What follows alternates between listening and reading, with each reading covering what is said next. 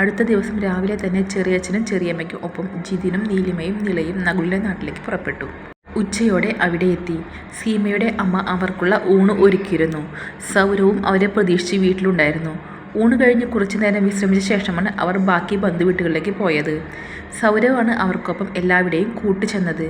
കല്യാണത്തിന് മുമ്പേ ഒന്നിച്ച് എങ്ങനെയാണോ പുറത്തു പോകാറുള്ളത് അതുപോലെ തന്നെയായിരുന്നു ആ യാത്രയും. ജിതിൻ പതിവ് പോലെ അവൻ്റെ കൈപ്പിടിയിൽ നിളയെ നിർത്തി. ഇടയ്ക്ക് നീലിമയും അവളുടെ മറുകൈയിൽ പിടിക്കും. ശ്വാസം മുട്ടി ഉള്ളുനീറിയ നിമിഷങ്ങളായിരുന്നു നിളയ്ക്കത്. അവൾ കാണിക്കുന്ന സ്നേഹത്തിനും കരുതലിനും അർഹതയില്ലാത്തതുപോലെ തോന്നി അവൾക്ക്. തൻ്റെ മനസ്സിലെ ചിന്തകളെ പൂട്ടിക്കെട്ടി അവരിൽ നിന്ന് ഓടി ഒളിക്കാൻ തോന്നി അവൾക്ക്. വൈകിട്ടോടെയാണ് അവിടെ നിന്ന് മടങ്ങിയത്. ഉറക്കം വരുന്നെന്ന് പറഞ്ഞു നിള പിന്നിലെ സീറ്റിലേക്ക് കിടന്നു. തിരിച്ചു വീടെത്തും വരെ ബോധപൂർവം വരുത്തി തീർത്ത ഒരു ഉറക്കത്തിലായിരുന്നു അവൾ. ജിതിനേട്ടാ, ഞാൻ നമ്മുടെ കല്യാണത്തിന് പെട്ടെന്ന് സമ്മതം പറഞ്ഞത് എന്താണെന്നറിയോ? നീ പെട്ടെന്ന് സമ്മതിച്ചോ? ആലോചിക്കട്ടെ എന്ന് പറഞ്ഞിട്ട് പിറ്റേന്നല്ലേ സമ്മതം പറഞ്ഞത്? അങ്ങനെയല്ല. നീലിമ അവൻ്റെ കയ്യിൽ പയ്യെ അടിച്ചു. ജനിച്ച അന്ന് മുതൽ പരസ്പരം കാണുന്നവർ പരസ്പരം ഷെയർ ചെയ്യാത്തതായി ഒന്നും തന്നെയില്ല. ഇത്രയും പരസ്പരം മനസ്സിലാക്കിയവർക്ക് ഒന്നിച്ച് ജീവിച്ചൂടെ അല്ലേ? ജിതിൻ ചോദിച്ചപ്പോൾ നീലിമ ചിരിയോടെ അവനെ നോക്കി. ഇതൊന്നുമല്ല നീ ചിന്തിച്ചതെന്ന് എനിക്കറിയാടി. നിൻ്റെ ഫസ്റ്റ് പ്രിഫറൻസ് നിള മാത്രമായിരുന്നു. എന്നെ കല്യാണം കഴിച്ചാൽ നിളയെ വിട്ടു നിനക്ക് പോകേണ്ടി വരില്ലല്ലോ. ആ ഒറ്റ കാരണമല്ലേ മുന്നിൽ. ബാക്കി എന്തും രണ്ടാമതല്ലേ. പിന്നെ വേണമെങ്കിൽ നീ ഇങ്ങനെ കൂടി ചിന്തിച്ചിട്ടുണ്ടാകും, എൻ്റെ ലൈഫിൽ വേറൊരു പെൺകുട്ടി വന്നാൽ അത് നിളയെ വേദനിപ്പിക്കുമെന്ന്. കാരണം അവൾക്ക് എന്തിനും ഞാൻ വേണമല്ലോ. എന്തായാലും നിളയെ വിട്ട് നീ ഒന്നും ചിന്തിച്ചിട്ടുണ്ടാവില്ല. ജിതിൻ പറഞ്ഞതും നീലിമ നിറഞ്ഞ മനസ്സോടെ അവൻ്റെ കയ്യിൽ ചുറ്റിപ്പിടിച്ചു അവൻ്റെ തോളിലേക്ക് ചാഞ്ഞു. സത്യം, നമ്മുടെ രണ്ടുപേരുടെയും ലൈഫിൽ വേറെ ഒരാൾ വന്നാൽ അത് നിളയെ എങ്ങനെ ബാധിക്കും എന്നാണ് ഞാൻ ആലോചിച്ചത്. പ്രത്യേകിച്ച് ജിതിനേട്ടൻ്റെ. അവളുടെ ലോകം തന്നെ ജിതിനേട്ടനാണല്ലോ. എൻ്റെ ലൈഫിൽ ആര് വന്നാലും നിളയ്ക്കുള്ള സ്ഥാനത്തിൽ ഒരു മാറ്റവും വരില്ല. അവൾ എൻ്റെ കുഞ്ഞല്ലേടി. നീലിമ, ഇപ്പോൾ നീ ഹാപ്പിയല്ലേ? എടുത്ത തീരുമാനം തെറ്റിയെന്ന് തോന്നിയിട്ടില്ലല്ലോ? ഒരിക്കലുമില്ല, അവൾ ചിരിയോടെ പറഞ്ഞു. ജിതിൻ സന്തോഷത്തോടെ തല ചിരിച്ചു അവളുടെ നെറുകിൽ മുത്തി. ഇതെല്ലാം കേട്ടു കണ്ണടച്ചു കിടന്ന നിളയുടെ ഉള്ളം നീറി. തന്നെ ഓർത്തു മാത്രമാണ് അവരുടെ ജീവിതം. തന്നെ കഴിഞ്ഞേ അവർക്കെന്തുമുള്ളൂ. ഒരിക്കലും താനായി അവരെ നോവിക്കില്ല. മനസ്സിൽ തോന്നിയതും ഉറഞ്ഞുകൂടിയതുമെല്ലാം ഒഴുക്കിക്കളയണം. നിള മനസ്സിനെ പിന്നെയും പിന്നെയും പറഞ്ഞു പഠിപ്പിച്ചു കൊണ്ടിരുന്നു. ഇവരെ പ്രതീക്ഷിച്ചു അമ്മമ്മ സിറ്റ് ഔട്ടിലെ പടിയിൽ തന്നെ ഇരിപ്പായിരുന്നു. നിള ഉറങ്ങിയോ?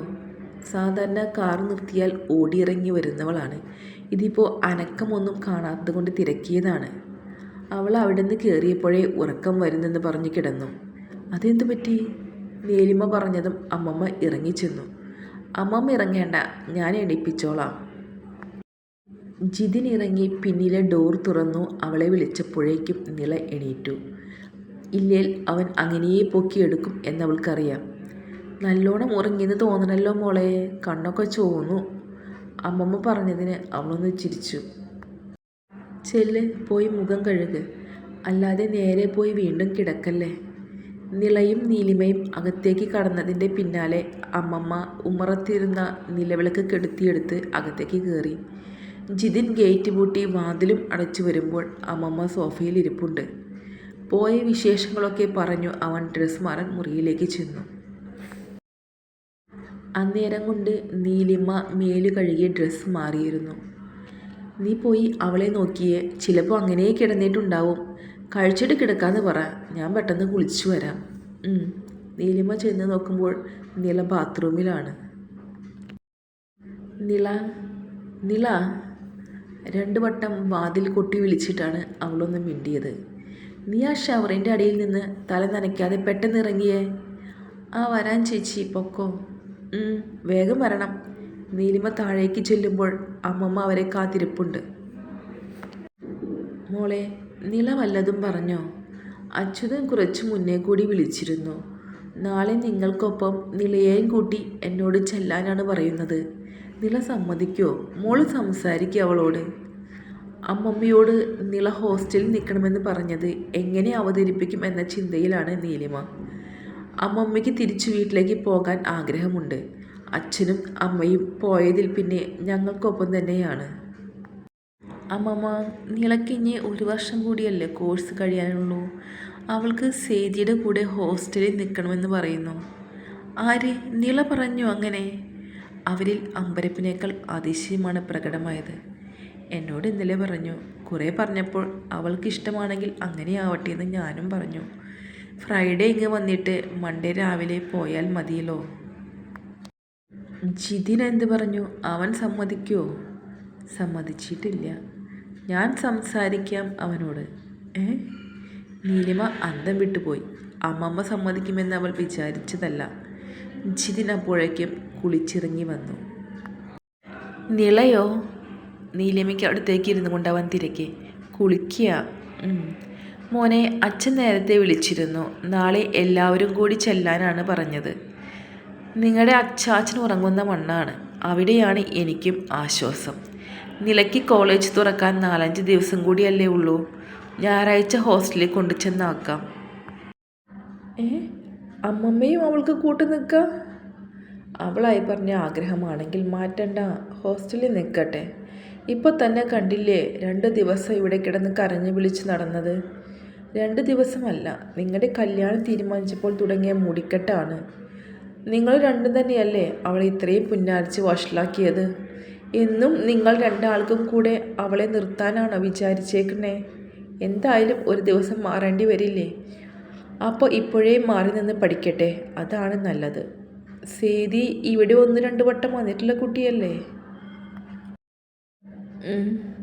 നീള മൂളി. നല്ല കുട്ടിയാ, അങ്ങനെ ചെയ്യാം. സ്വയം എടുത്ത തീരുമാനമല്ലേ, പറ്റുന്ന അത്രയും നിൽക്കട്ടെ. ചിലപ്പോൾ 2 ദിവസം കഴിഞ്ഞ് ഓടിപ്പോരുകയും ചെയ്യും. അമ്മമ്മ പറഞ്ഞു കഴിഞ്ഞപ്പോൾ താല്പര്യമില്ലെങ്കിൽ കൂടി ജിതിനൊന്നും പറയാനായില്ല. നില അപ്പോഴേക്കും കുളി കഴിഞ്ഞ് വന്നു.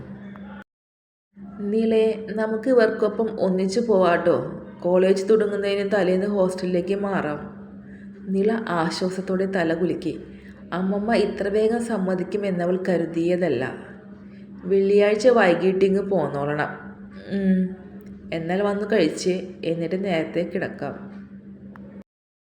അമ്മമ്മ എണീറ്റതിൻ്റെ പിന്നാലെ ബാക്കിയുള്ളവരും എണീറ്റു. നീലിമയും നിലയും കൂടിയാണ് കഴിക്കാൻ എടുത്തു വച്ചത്. അച്ചമ്മ എല്ലാവർക്കും വിളമ്പി. നിലയ്ക്ക് വിശപ്പുണ്ടായിരുന്നില്ല. അവൾ വെറുതെ വറ്റുപെറുക്കി വരുന്നു. നിലയെ കഴിച്ചേ. ഉച്ചയ്ക്ക് കൊത്തിപ്പെറുക്കി എണീക്കുകയാണ് ചെയ്തത്. ജിതിൻ ഇത്തിരി ഗൗരവത്തിൽ പറഞ്ഞപ്പോൾ വേഗം വാരിക്കഴിച്ച് അവൾ പാത്രവുമായി അടുക്കളയിലേക്ക് പോയി. നീലിമ അവൾ പോയ വഴിയെ നോക്കിയിരുന്നു. അവളെ മാറി നിൽക്കുന്നത് ഓർക്കുന്നതേ പറ്റാത്തതുപോലെ. ജിതിൻ നീലിമയുടെ തോളിൽ പയ്യെ തട്ടി. കഴിക്ക്. അവളെ ആശ്വസിപ്പിച്ച് കഴിക്കാൻ പറയുമ്പോഴും മാറി നിൽക്കുന്ന ദിവസങ്ങൾ ചേച്ചിക്കും അനിയത്തിക്കും ഒരുപോലെ വിഷമം ആകുമെന്ന് അവനറിയാമായിരുന്നു. എന്നാൽ നിലയെ പിന്തിരിപ്പിക്കാനും ആവാത്തതുപോലെ. അവൾ തീരുമാനിച്ചതല്ലേ, അവളുടെ ഇഷ്ടം പോലെ എന്താണെന്ന് വെച്ചാൽ നോക്കാമെന്ന് അവനും ചിന്തിച്ചു. നിളയെ അമ്മമ്മ വന്ന് വിളിച്ചപ്പോഴാണ് പിറ്റേന്ന് രാവിലെ നിള ഉണർന്നത്. പതിവ് പോലെ അമ്മമ്മയുടെ കുളി രാവിലെയേ കഴിഞ്ഞിട്ടുണ്ട്. പവിത്രക്കുട്ടി കുളിച്ച് സുന്ദരിയായല്ലോ. എണീക്കാതെ അവൾ ആ മടിയിലേക്ക് തലവെച്ച് കിടന്നു. കിടക്കല്ലേ, വേഗം എഴുന്നേറ്റ് അത്യാവശ്യം വേണ്ടത് എടുത്തു വയ്ക്കൂ. ഹോസ്റ്റലിൽ മാറുമ്പോൾ എടുക്കേണ്ടത് തലേന്ന് വന്ന് എടുത്തു വയ്ക്കാം. ഇപ്പോൾ 4-5 ദിവസത്തേക്കുള്ളത് എടുത്തു വച്ചോ. അമ്മമ്മയുടെ സംസാരവും സന്തോഷവും കണ്ട് നിലയ്ക്കൊന്നും പറയാൻ തോന്നിയില്ല. ഹോസ്റ്റലിലേക്ക് മാറും വരെ ഇവിടെ തന്നെ നിൽക്കാൻ അമ്മമ്മയെ പറഞ്ഞു സമ്മതിപ്പിക്കണം എന്നോർത്താണ് അവൾ തലേന്ന് കിടന്നത്. അമ്മമ്മയ്ക്ക് അങ്ങോട്ട് പോണമെന്നാണോ? വേദന മറിച്ച് അവൾ തിരക്കി. ഇവിടെ വന്ന് നിൽക്കാൻ തുടങ്ങിയതിൽ പിന്നെ ഇങ്ങനെ സന്തോഷത്തിൽ വീട്ടിലേക്ക് പോകാൻ തിരക്ക് വയ്ക്കുന്നത് അവൾ കണ്ടിട്ടില്ല. പിന്നെ പോണം. നിങ്ങളുടെ അച്ചാച്ചൻ്റെ അധ്വാനത്തിൽ ഉയർത്തിക്കൊണ്ടുവന്ന ഞങ്ങളുടെ സ്വപ്നമായിരുന്നു ആ വീട്. എന്നിട്ട് ഇതുവരെ അമ്മമ്മ അവിടേക്ക് പോയി നിൽക്കണമെന്ന് പറഞ്ഞിട്ടില്ലല്ലോ. അന്നൊക്കെ അതിലും വലിയ തീയല്ലേ ഉള്ളിൽ എൻ്റെ മോള്. പറഞ്ഞിട്ടും പിടിച്ചിട്ടും കാര്യമില്ല.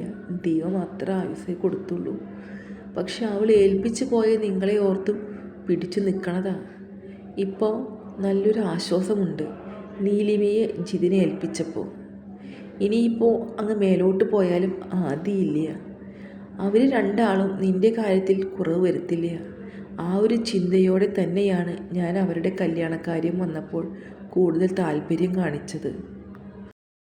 എൻ്റെ അമ്മമ്മേ മതി. എല്ലാവരുടെയും കൺസേൺ ഞാൻ മാത്രമാണെന്ന് എനിക്കറിയാം. അപ്പോൾ പാക്കിംഗ് തുടങ്ങട്ടെ.